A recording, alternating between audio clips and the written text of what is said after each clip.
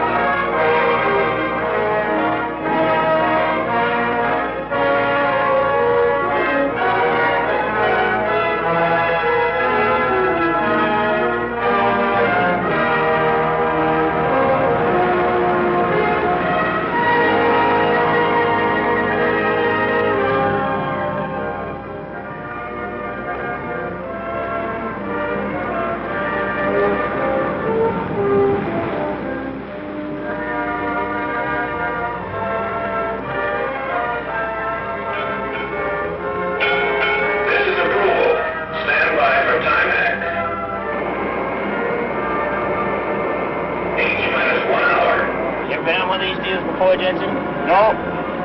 What I feel right now, I just want to be back at Pearl. You may be right. I hear this is going to be a big one. You ain't kidding. We wouldn't be out here in open sea if it wasn't a big one. Captain, we're in position. Recommend reduced speed, sir. Very well, Mr. Adams. Helmsman, steady as you go. Steady as you go, sir. All engines ahead 1/3. All engines ahead 1/3, sir. Engine room con ahead 1/3. All engines answer ahead 1/3, sir. Engine room reports making turns for 4 knots, sir. Very well. How are the wind and tide affecting us? As predicted, sir. Good. It's important that we stay within that area so we remain within the television cone. Yes, sir. Welcome aboard the USS Estes. As you may or may not know, the Estes here is the command ship of Joint Task Force 132. We have minutes to go before the first blast, mic shot, of Operation Ivy. 59 minutes now, to be exact. We've been here since daybreak. Left Weetalk last night during the early morning hours.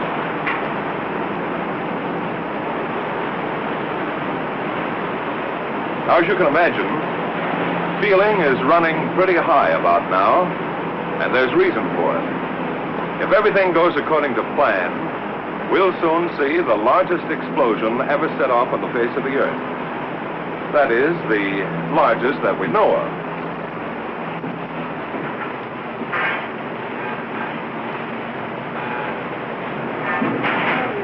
Some 8,000 men will view the event from this point. Oh, by the way, the carrier over there is the Rendova. She's primarily set up as a base for fighter security and helicopter reentry. And that's the Curtis over here, the weapons assembly ship. In the time between now and HR, I'd like to show you around, if I may, and introduce you to some of the people connected with this operation, and in general, piece together the events which have brought us to this point. To start off, I'd like to show you something over here. You realize there are many miles of ocean between us and Aniwetok Atoll. To know what's going on back at the atoll, these antennas are receiving televised signals and are giving our men here a second-by-second account of what's happening on Shot Island. The television receivers are in here, in the control room. Oh, but before going inside, let's take a look at a chart. It may give you a better idea of our location. This is our position. 10 miles south of Eniwetok Island, or about 30 miles south of Ugalad, the Shot Island. We must keep a very accurate position here because of the televised signal. It's a very narrow beam, and the ship must stay within that beam. Now, perhaps you're wondering why we're out here in ships. Well, the answer is very simple. It's too dangerous on land. We're expecting a yield of from 4,000 to 10,000 kilotons. That's equal to between 4 and 10 million tons of high explosives. Considering all possible effects from a bang of this size, the best observation point is at sea, on a mobile platform at a known safe distance from 0 point. Okay, let's go inside now.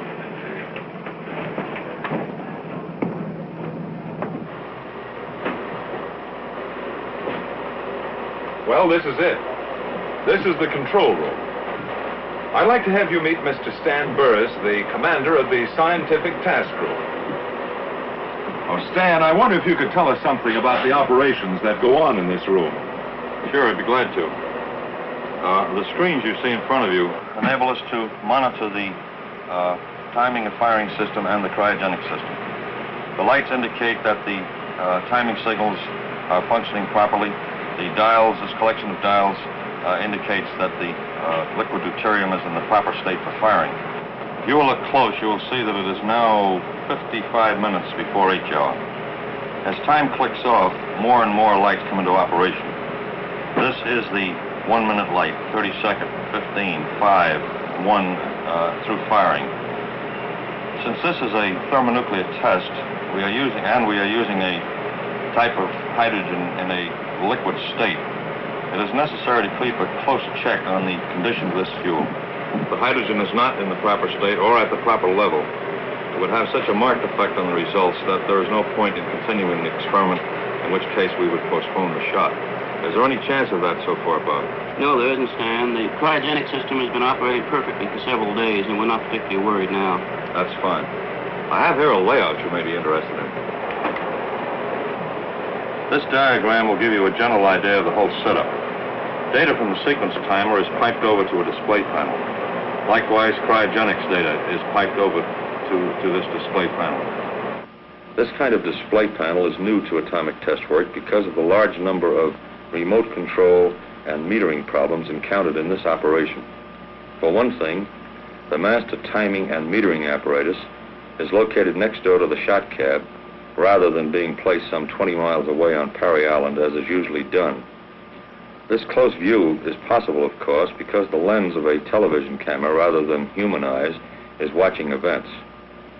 So cryogenics data piped direct from Mike and information from the sequence timer is transmitted from the small building attached to the main cab and is relayed by way of a TV antenna atop a 375-foot tower to the Estes. So that's the flow. From timer on through to display panel, cryogenics data to panel, picked up by a television camera and relayed on out to the Estes. A very ingenious arrangement. But what happens if you have to stop the firing mechanism, or can you stop it? We can stop it all right if we have to. We have a radio link direct to the firing panel in the shot cab. If we have to stop the shot, we simply push this button. Just a simple flip of the wrist, huh? That's right, but a lot of work goes down the drain. You understand, we don't want to stop this thing unless it's absolutely essential. Well, I can understand that. Say, I was out on deck when you fellas returned. Well, that is, when the firing party returned. What happened out there on Shot Island? If you'll excuse me, I suggest you talk to Colonel Lunger about that. I have a timing signal coming up. All right. So then, Dick, the firing party's big job is to see to last-minute details of arming and firing and to make sure that the Shot Island is secure. That's the broad brush of it, yes. I've been a member of firing parties before, but this was different somehow. A man standing, as I stood, on the outside of the building housing the mic device couldn't help but feel, to sense the importance of this moment. Inside, a handful of men were making a final check. Were arming a device which could be the key to a new era in atomic weaponeering. I don't know just how the others felt, but I felt small when I thought of the experiment being readied inside. This one test could take us out of the realm of kilotons into the fantastic world of megatons. And then, at H-6 hours, the job was finished. The mic device was on its own and ready. We all moved to take a final look at the gadget, which represents a year of intensive engineering. As we moved toward the pier, one couldn't get away from the feeling of being alone, of knowing you were the last to leave an island which might be shocked beyond human re-entry. We made the run from Shot Island down to the anchorage of the Estes off Perry in a fast crash boat. Soon after, the Estes made way through the deep entrance between Perry and Japtan Islands, out to a point 10 miles southeast of Perry, the rendezvous area of the task force ships. We finished our job at the cab, came over the side, and here we are. Waiting on station just like everyone else. Well, we won't have to wait much longer, Dick. Right. Thanks.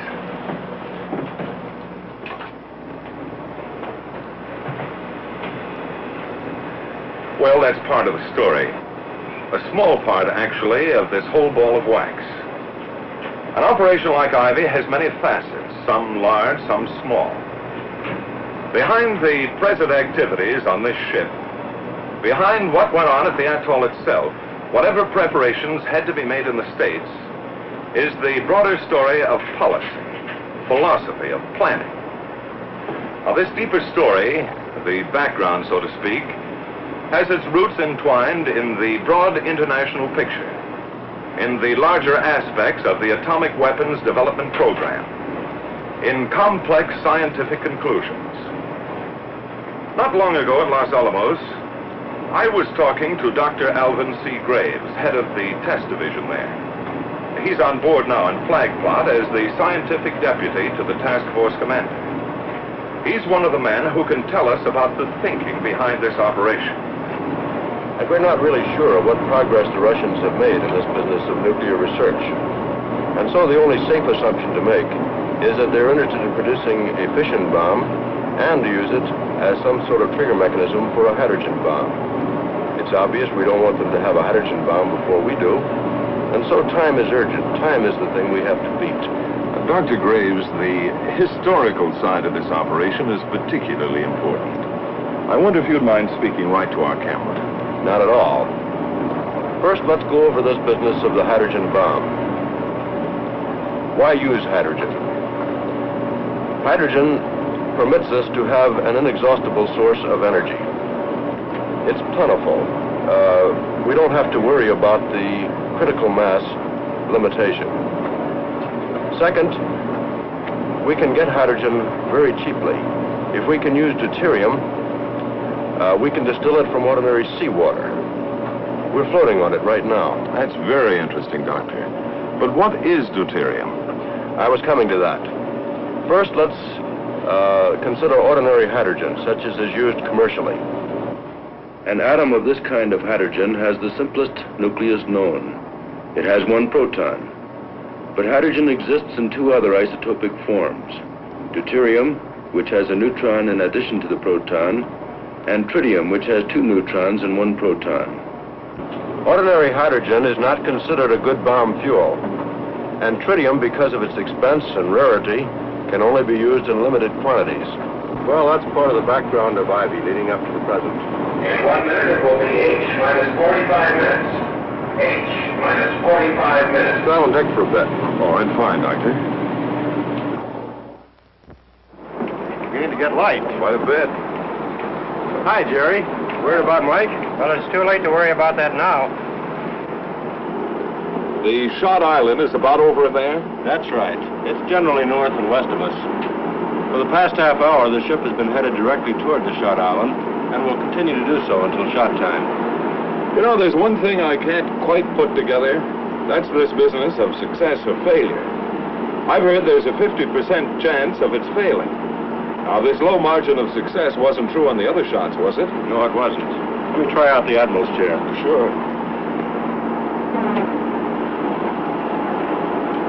Up until this operation, that is, from about 1945 through 1951, the chance of failure has never been more than about 10%. In Crossroads, Sandstone, and Greenhouse, we had great confidence in the operation succeeding. We recognized the change in philosophy, however, when Dr. Bradbury spoke to a group of us at Los Alamos in 1951. Gentlemen, up to now, the laboratory has had sufficient time to compile information and revise weapon design before a field test of a weapon. As of now, the situation has changed. We must take risks. Calculated risks, it is true, but risks nevertheless. According to the presidential directive, we must ascertain if a hydrogen bomb is feasible and do this in the highest possible speed.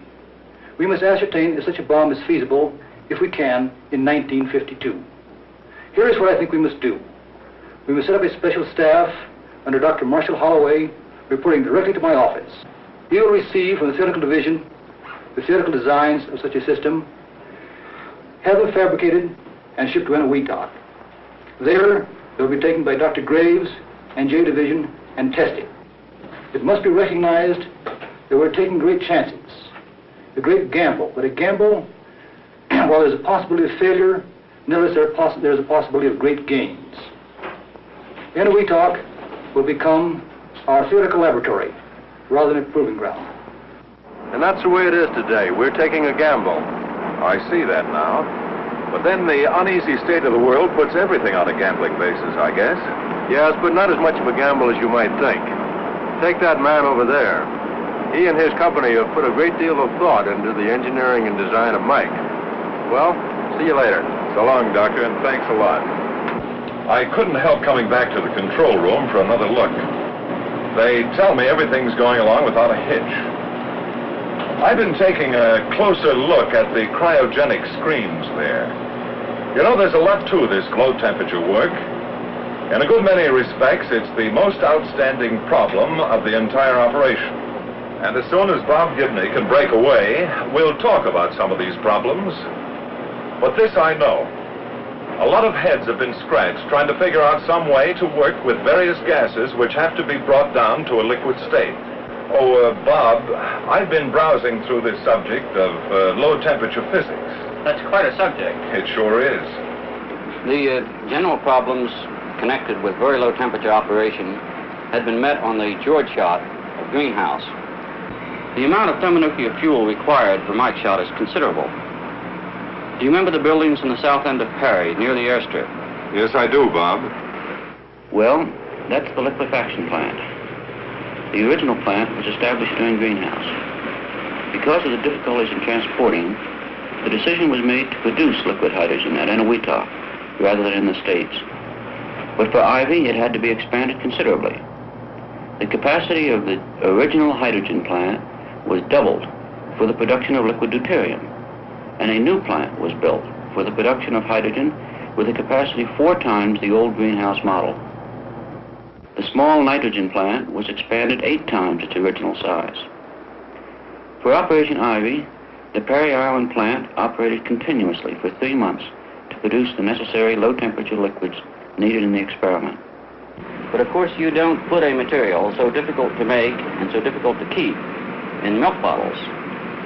You use special containers called dewars, which are simply outsized thermos bottles. Months ago, these dewars were made in Massachusetts by the Cambridge Corporation and driven out to Boulder, Colorado for testing. Each dewer is mounted on its own truck with its own refrigeration plant and generator. Against the picturesque background of the Flatiron Range of the Colorado Rockies, these dewars were filled with liquid hydrogen at the cryogenics lab of the National Bureau of Standards. This plant, set in an unpopulated area, is the largest source of liquid hydrogen today, and hydrogen is essential for a practical shakedown test. The climax for these dewars came out here at Enowetok when they were actually used for the job intended, transport. Since production of thermonuclear fuels might be needed on future tests at Enowetok, it was thought best to put the liquefaction plant on Perry Island instead of on the shot island, where it probably would be destroyed. But this meant a satisfactory means of transporting liquid hydrogen from Perry to the shot island. This type of exaggerated thermos bottle, mounted on wheels, was the answer. A dewar is constructed to isolate the contents of the dewar from the outside temperature, so no heat can leak in. Contained within the boilerplate outer shell is an inner shell made of stainless steel with a vacuum in between. This is the container which holds the liquid hydrogen. A radiation shield made of copper surrounds the bottom half of the inner shell. There are two bottoms to the radiation shield, and in the space between them there is room for liquid nitrogen. The purpose of the radiation shield is to provide a barrier to the flow of heat. The heat which does leak in boils away the nitrogen first, thus protecting the liquid hydrogen. But even with all these precautions, another source of heat still occurs in the inner shell. This is mainly due to a special property of hydrogen. The molecules of hydrogen, as a gas, exist mainly in a state called the ortho. At first, when the gas is liquefied, the molecules stay in their original state. However, within a period of some 2 weeks, the molecules rearrange themselves into a state called the para. This is a natural phenomenon which always occurs. In this transfer, heat is given off, actually sufficient heat to boil off 2/3 of the liquid hydrogen. To take care of this excess heat, a special refrigerator has coils located in the inner shell. The refrigeration plant, which supplies these coils, does a remarkable job, for its coolant approaches absolute zero. Absolute zero, that unimaginably cold zone where everything stops. All life, all molecular motion. Minus 459 degrees Fahrenheit. A little above this fantastic figure, hydrogen becomes a liquid at minus 423 degrees Fahrenheit. This is the temperature to be maintained in the dewar. Only 36 degrees away from the bottom. Absolute zero. The helium refrigerant used can affect a temperature sufficiently low to cause the gaseous hydrogen boiling off to return to a liquid state. Well, I went into more detail on the cryogenics end of this project than I intended. Well, so far, we've pieced together quite a bit of this operation.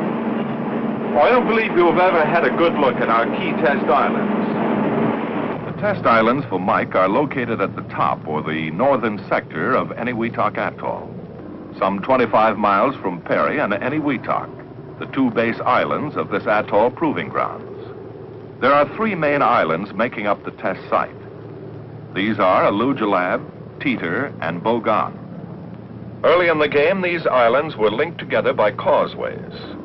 The old business of men and machines digging and piling up coral sand. These connecting roads were built to make it easy to get from island to island, and also to act as land platforms for some of the instrumentation. A sizable camp was set up on Teeter. First, it housed construction people, and later served as an advanced base for scientists working on the shot island. In the early months, Alujilab was just another small, naked island of the atoll. But by midsummer, it began to look like the thing it was selected for, a shot island. Actually, the cab, so called because it houses the weapon, is not a cab at all, but a building set flush to the ground. It has all the earmarks of a common workshed, but in reality, it's a laboratory building set on a Pacific atoll. How do we stand at Kwajalein? Charlie? Then they're all on the way except for the 3rd and 4th sample elements? Right. Are you picking them up on the scopes as they come into the area? Right. Yeah, well, from here in, let us have immediate notification if exact shot positions aren't maintained. This is Broadway 3. Yeah, and the helicopters, we expect to order them out in about... Aerology, which may require you to move some of your units.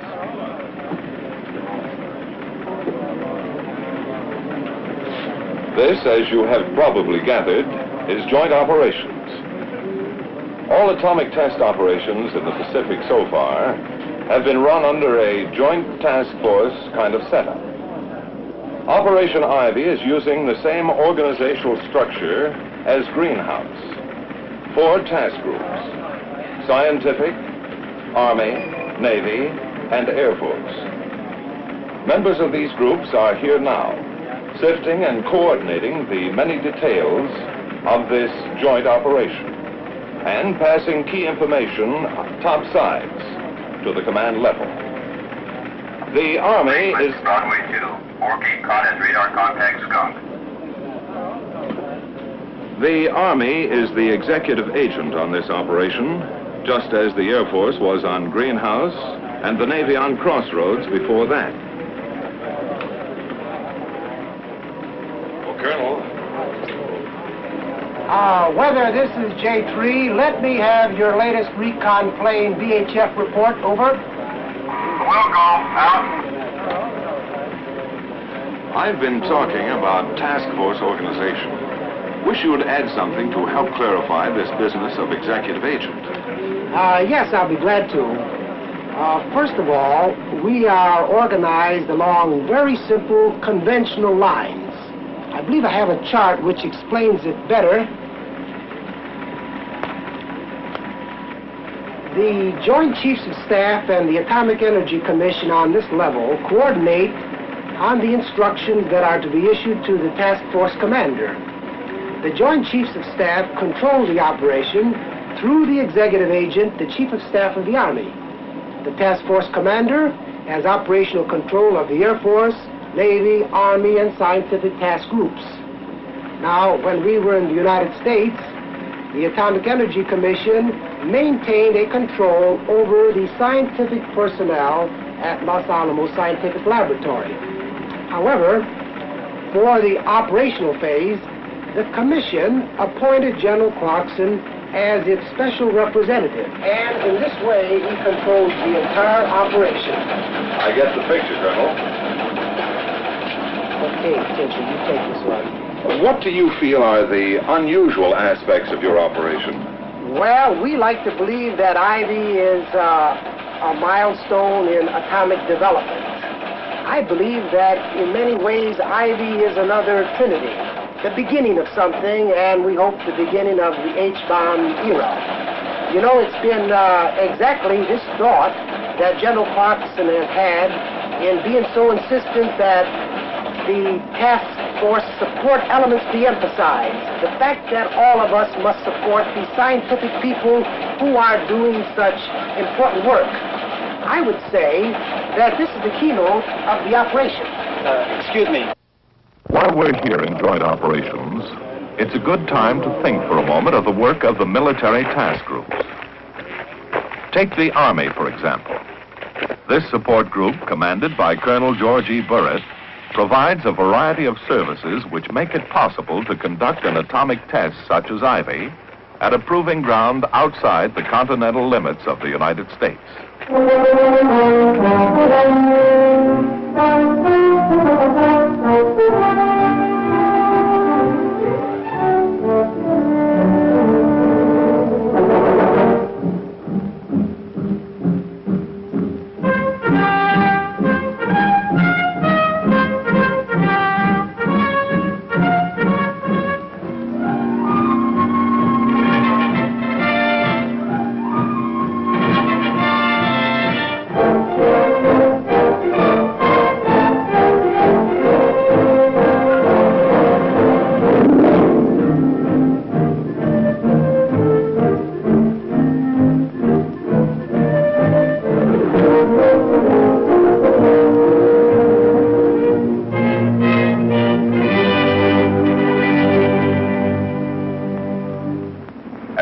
In our story, it's necessary to understand the effort behind the collecting of measurement data.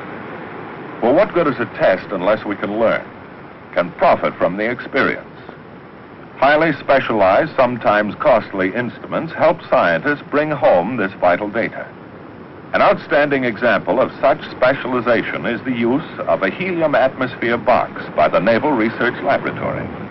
The plywood tube, looking like a train of boxcars, runs from the shot island across the causeways to a detection station on Bogan, a distance of nearly 2 miles.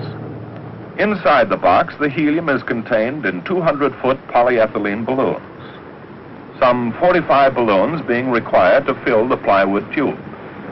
The detailed progress of the Mike reaction will be studied by utilizing this device. The measurement starts in the Mike CAD with a collimating shield, a large concrete block designed to stop all radiation which might confuse the issue. The setup is a lot like having peepholes in a fence. DT neutrons from the Mike reaction will pass through holes in the concrete wall and react on iron converters to produce gamma rays. These gammas will then be collimated through the long helium tube or column to the detectors. Helium is being used for a good reason. Gammas traveling through normal air will have a difficult time of it because of the relatively large size of an air molecule. Now the helium molecule is much smaller, and the gammas will have a relatively free path in which to travel, and hence will be 1,000 times more intense at the detectors. This experiment is one example of the kind of unique instrumentation needed for learning the secrets of weapon behavior. In addition to the diagnostic kind of measurement, many studies are being run on the effects expected from a high-order detonation. These projects are being conducted jointly by the AEC and the Department of Defense. As always, there are many questions to be answered. Classical routine questions and special pertinent questions pertaining to the hydrogen device Mike. For example, what will be the blast pressure on and near the ground? Many instruments, like the Wiaco gauge, will measure overpressures at ground level and from 15-foot towers. What will be the blast effects at low altitudes, say up to 300 feet? Mortar shells will label the air with smoke puffs for photographic study of their action. And what about high altitudes? For this, anti-aircraft guns are being used. The bursting shells from these guns will label the air with smoke up to 26,000 feet for a free air pressure measurement. Not only will the ground and air be measured for pressures, but also the water surrounding 0 point. For instance, what will be the motion of the water waves in the lagoon? To get such data, photography will study the movement of these floating targets. And then what about the underwater shock wave in deep water and its effect on underwater ordnance and vessels? This interesting pressure versus time measurement will be obtained by reading pressure gauges which have been attached to the mooring cables of can buoys. Then there are the questions concerning the direction and magnitude of the wind accompanying the shock wave and the afterwind which follows it. The story of heat or thermal radiation needs continued study. The ever-interesting history of neutrons will be recorded. What amounts of external neutrons are present? And what is their energy distribution? Because of the expected size of the shot, the fallout problem is being extensively analyzed. There are questions on the size of the particles, when they got there, and how hot they are. Rafts placed out in the lagoon constitute one method of collecting this information.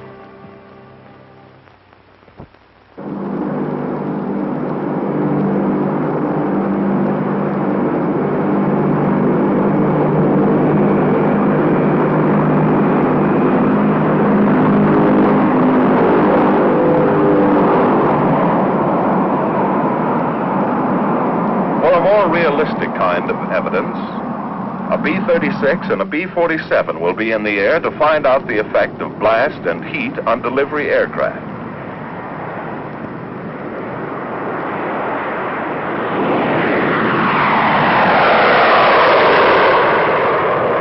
These heavily instrumented aircraft should bring back a record which will indicate whether delivery techniques need to be changed for very high-yield weapons. Well, you could go on and on about the experimental projects being run on this operation, but in so doing, you run up against the same old problem. Each project is so specialized that it becomes a study in itself. So we have given but an impression of the 60-odd experimental projects being run on Ivy. Latest word from the control room is that everything's going according to Hoyle. Is the hydrogen level holding? Right, just as calculated. She's holding. She's holding. Isn't that what you're thinking, Crone?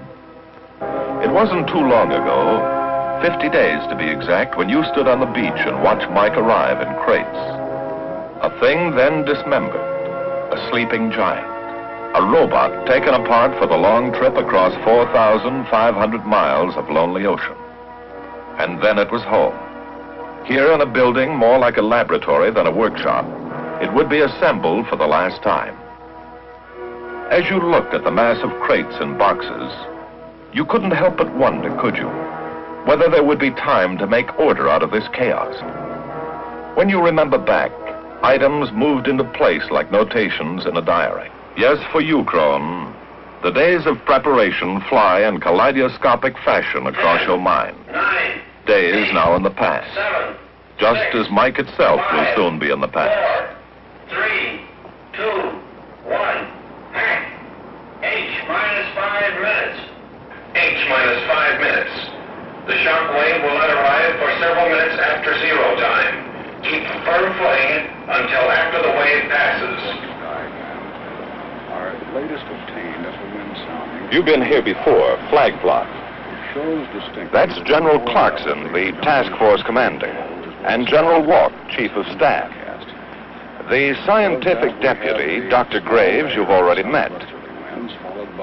Captain Paul is deputy for naval operations, and General Wise deputy for the Air Force. As you've gathered, a weather briefing is taking place. I should say another weather briefing. You've probably heard many times before how important the weather picture is in an atomic test operation. Weather can make or break a test shot. That's why you want to know up to the last moment just how you stand with the elements.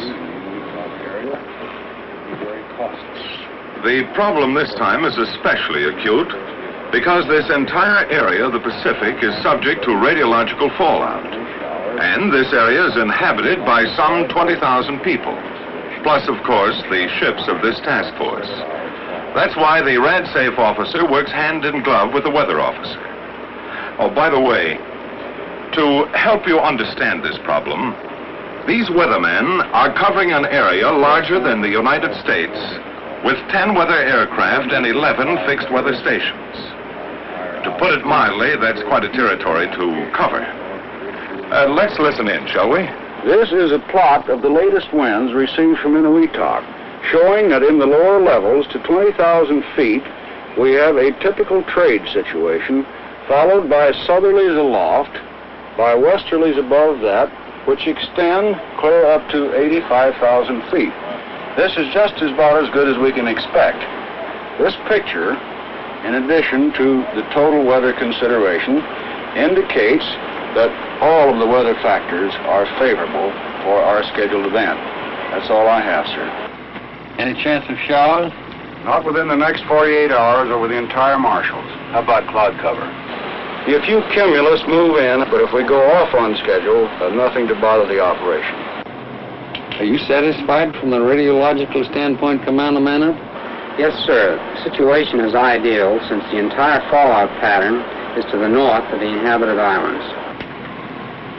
Thank you, gentlemen. The time is now H minus 2 minutes. Okay, I'll check with staff. Minus 2 minutes. One quick question, Dr. Graves. Well, it'll have to be quick. We haven't much time. I see. How soon after the shot will you know how big Mike went at? We will get rough estimates, like from the bang meter, a few minutes after the shot. See you later. Right. Why, sir? You have a grandstand seat here to one of the most momentous events in the history of science. In less than a minute, you will see the most powerful explosion ever witnessed by human eyes. The blast will come out of the horizon just about there.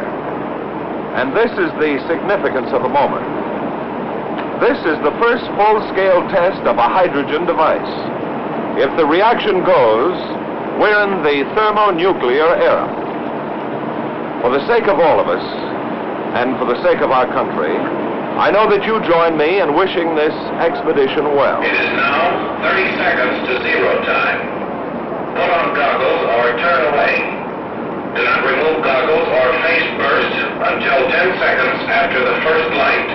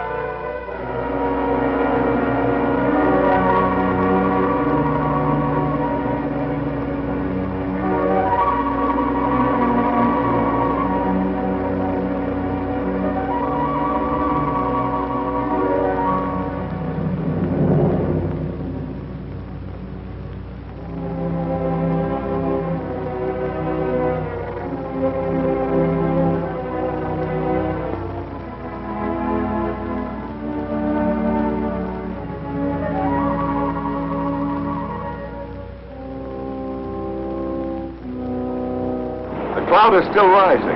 70,000 feet now, if the last estimate I heard is true. And up there at this moment at about 45,000 are the sampler aircraft. F-84Gs, manned jet fighters, are being used exclusively on this operation. Experience has proven that manned aircraft are just as efficient and much less costly to put in the air than are drones for sample collecting. Jets were selected because they can operate at high altitude. Since the force of Mike shot has pushed the cloud up to around 100,000 feet, it is necessary to get aircraft up high enough to get reliable samples. Even at that, they're scraping the bottom of the barrel, so to speak. Some 14 F-84Gs are being used at staggered intervals to get a good cross-section of the cloud at different times. The jets, which are based on Kwajalein, also have the speed necessary to make them good sample-collecting machines. For the relatively short length of time the pilot is in the area, he gets a good sample per rate of contamination. One of the disadvantages of using jet fighters is their range. To handle this problem, KB-29 tankers, flying gas trucks, are in the air to refuel the jets on the way back from their sampling mission. The jets are also short on over-water navigation aids. Charlie 1, this is Red Leader. Request steer to Dog 2. Over.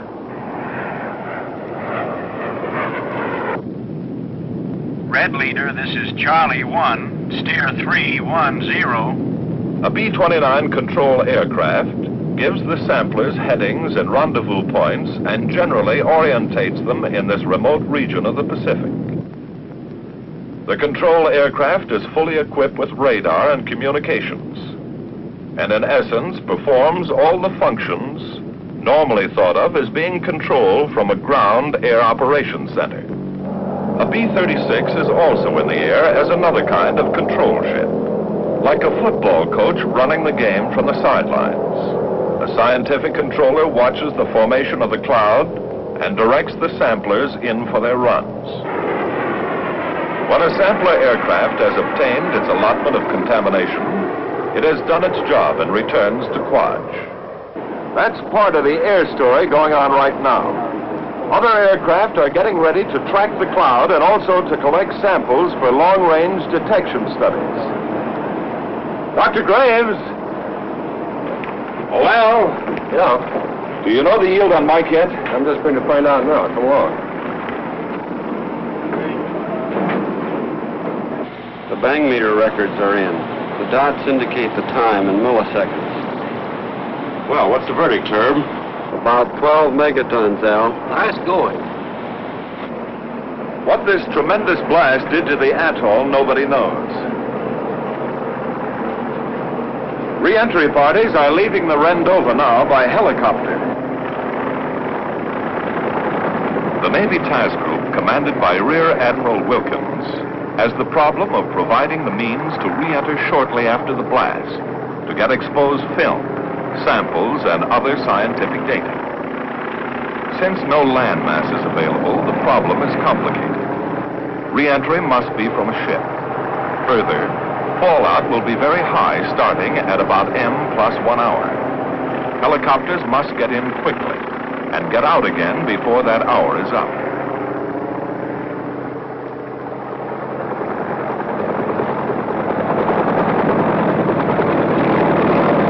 One survey group is leaving here from the Estes.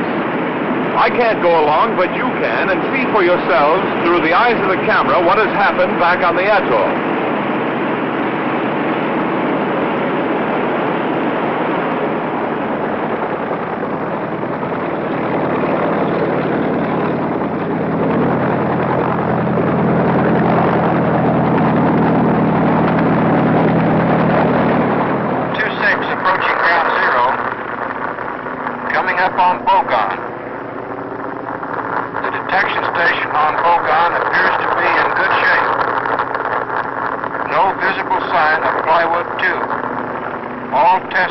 Seem to be swept clean. Ugilab is completely gone. Nothing there but water. and what appears to be a deep crater. Water dark blue in color. Well, the Mike phase of Operation Ivy is about over. The next and final phase, King Shot, will be an airdrop of a large yield fission weapon. And for this, I'll leave you to the air.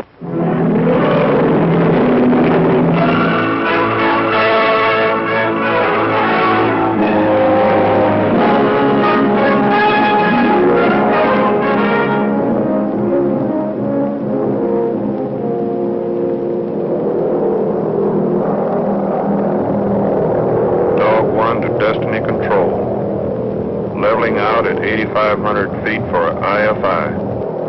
The top aircraft for King, this B-36, is on its way to the target point. Steadily, monotonously, it wings its way from Kwajalein to a point in the sky over Eniwetok Atoll. For the first time since Operation Crossroads back in '46, an atomic weapon will be airdropped on our Pacific proving ground. AC to pilot, will you take over for a while?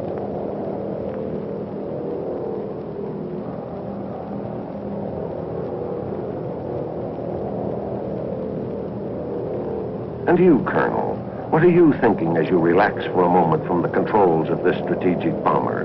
This bomber whose cockpit now resembles a closed room, curtained off from possible dangerous effects of heat and light. Are you thinking of the mission, or of Kwajalein, or perhaps of home? Home, you certainly can't call Kwajalein home, even though it now looks like an extension of the Carswell Air Force Base. Talk about crowded. In addition to the normal complement of the island, Kwaja's been the major base for our Air Force ever since this operation began. This small atoll island is the jumping-off spot for the air group, commanded by Brigadier General F.E. Glansberg. Operation Ivy isn't like Greenhouse, when Eniwetok Island was used in addition to Kwaj. In a sense, Wetok is still used, but just for L-13s and copters, aircraft easy to evacuate. Look at this lineup on the Kwaj airstrip. Samplers, tankers, weather ships, photo aircraft, trackers, control planes, drop aircraft. Looks like it's harder to find a parking space here than in downtown Fort Worth on Dollar Day. But now Kwaj is behind you, Colonel, and you're on your way to doing something big. Big, like you were told back at the briefing. So much for the operational plan. Perhaps some of you are wondering about the idea behind the dropping of such a high-yield weapon.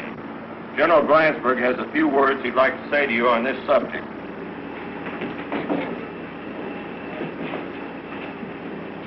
The Department of Defense has indicated that certain targets may require a bomb of such yield as the one you will be carrying tomorrow. And it's your job to put it down the pickle barrel so that they can do a decent job of proof testing it. One other thing, there's been a lot of talk about why we selected the B-36 to do this job. The reason the B-36 was selected is because it has metal control surfaces. There is still some argument as to what will happen from thermal radiation on fabric surfaces. So now you know you will have a heat problem. AC to Weaponeer. How's the IFI coming along? Weaponeer to Aircraft Commander. IFI proceeding satisfactorily. As you carefully check off each item of the in-flight insertion, Captain, you can tell that the preparation of the King weapon is moving along on schedule. But not too long ago, this weapon did not exist. To get King ready for Ivy, the weapon was being worked on in the States almost up to the last minute. So the weapon, minus the nuclear component, was ferried out to Kwaj by a C-124. In the meantime, after the Mike shot, the Curtis sailed to Kwajalein. Assembly people from this ship work in conjunction with Sandia in preparing King for the airdrop. Following normal safety measures, the nuclear components of King arrive from the States in a separate aircraft. And now this super-fission weapon, completed, ready, is taken from its shipborne assembly shop and moved under the cavernous belly of the waiting B-36. As the B-36 moves on its way to the target, the weather situation suddenly changes and becomes unsuitable for the test. And this means that the finely coordinated effort has to be canceled and the drop plane recalled to Quaj.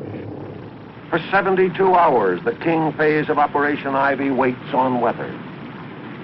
Men and machines who have been geared for the mission have to start all over again. Finally, shortly after dawn on November 16th, the go-ahead is given. This time there will be no turning back. This time, King is on its way to the proof test for which it was created. Weaponeer to aircraft commander, IFI completed. AC to engineer, set climb power. And so the King bomber climbs into the thin air of the stratosphere and levels off at 40,000 feet, its bombing altitude.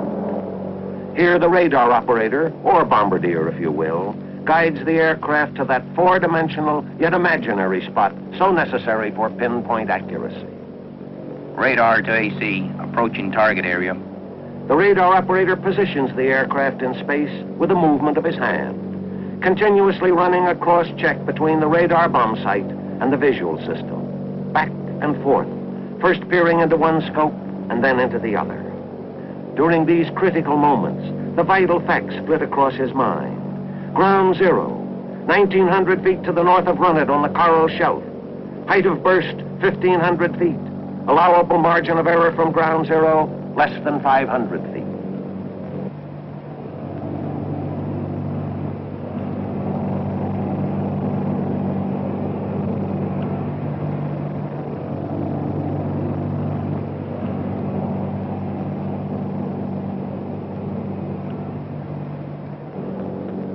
Zero. In the 56 seconds it takes the bomb to fall, the men of Operation Ivy wait on Parry and Eniwetok Islands. Unlike the Mike phase of the operation, the King phase will be observed from land. The bomb is now at 8,500 feet, at 6,500 feet, at 4,500 feet, at 2,500 feet, approaching 1,500 feet. Watch the air overrun it.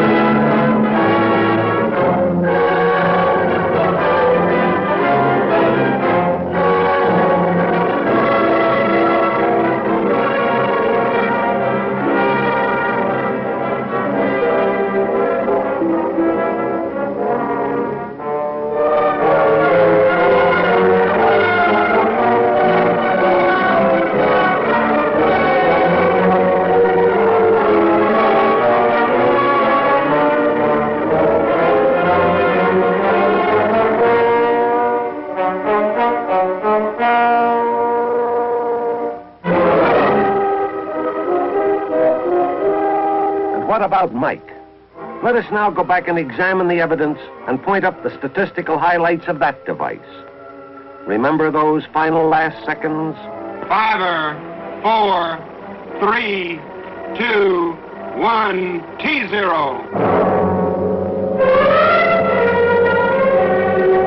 This is the largest fireball ever produced. At its maximum, it measures about 3 1/4 miles in diameter. Compared to the skyline of New York, this means that with the Empire State Building as 0 point, the Mike fireball would extend downtown to Washington Square and uptown to Central Park. In other words, the fireball alone would engulf about 1/4 of the island of Manhattan.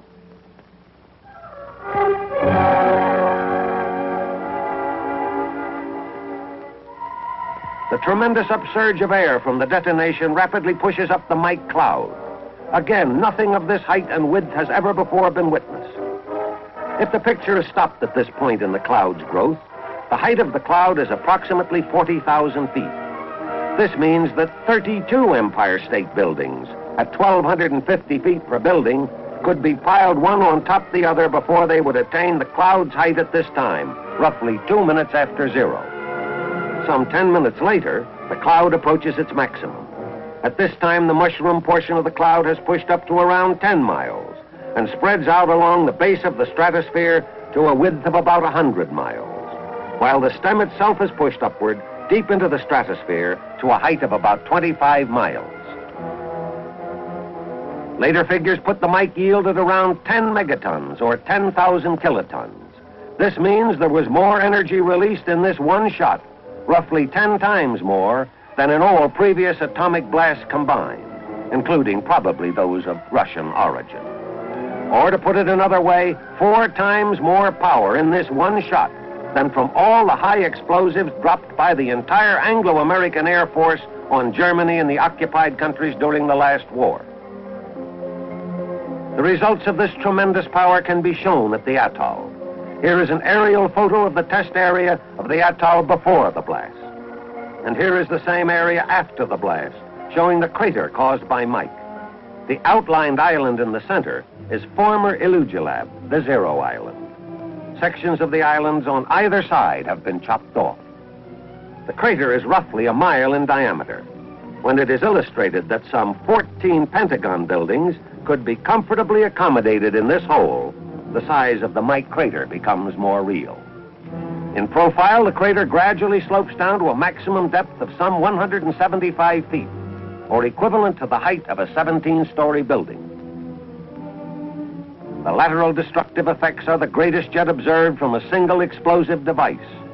Without getting into the areas of target evaluation or secondary effects, it can be safely assumed that there was complete annihilation within a radius of 3 miles, or out to and including all of Enjabie, that there was severe to moderate damage out to 7 miles or down to Rujoro, and that light damage extended as far as 10 miles or down to Runnock.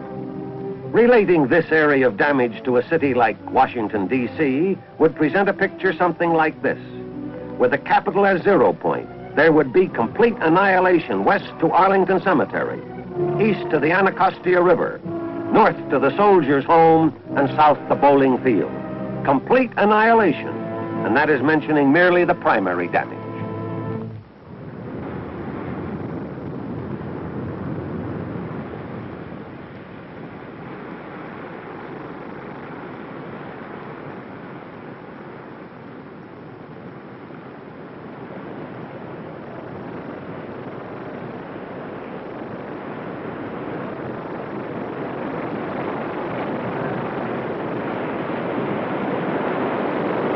Well, it's all over. Mike shot and King shot are history, and we're back here at Perry Island winding things up. It's been a pleasure to help bring you the story of Operation Island, the work of Task Force 132. Now that it's all over, I have sort of an inadequate feeling. There's so much more that could have been said. But then in a presentation of this kind, one can only hope to give the broad brushstroke.